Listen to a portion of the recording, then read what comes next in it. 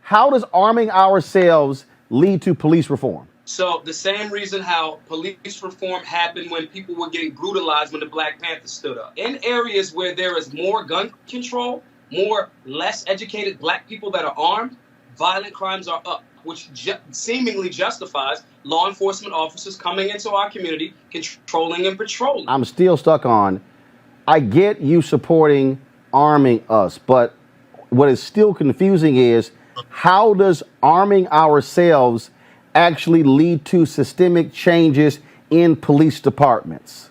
Just like those racists in Fishtown that were protecting their neighborhoods because they were armed with bats, I am not a person that's going to continue allowing police to brutalize us. So you're saying that what? If you see a police officer committing police brutality, then folks should be firing on those cops? Roland, if I see somebody attacking you, police officers, I'm going to jump in that fray. Everything doesn't mean go right to a firearm. I want Black people to have enough pride for themselves to be willing to step in when we see somebody after minute 1, minute 2. I went to Minneapolis. I was there, and I did a firearm safety class right at where George Floyd was murdered. I would have loved for someone, knowing that that officer was killing a Black man, for instead of 20 people to record it, I would have loved for one Black man to jump in and potentially save his life. One Black man jumps in to save his life, and then the cops then have probable cause to fire on him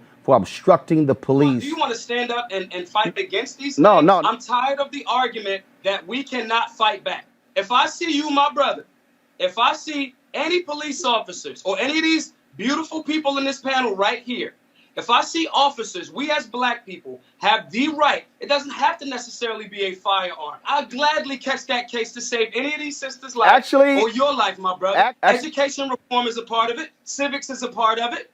Being responsible is a part of it. But you actually, our lives don't matter. You don't have the right, because the law is in their hands. If you obstruct, that's not true. That's not true. The Supreme Court precedent said that if you see officers initiating an unlawful arrest, you are well within your rights to stop that officer up until death. And say something, Roland. Let me share something with you.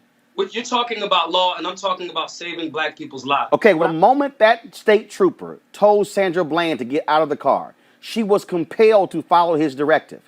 She said, why? She did nothing wrong. It did not matter if she did nothing wrong. At that very moment, she was actually, the moment she said no, she was actually breaking the law. That's actually law. You know who else said no?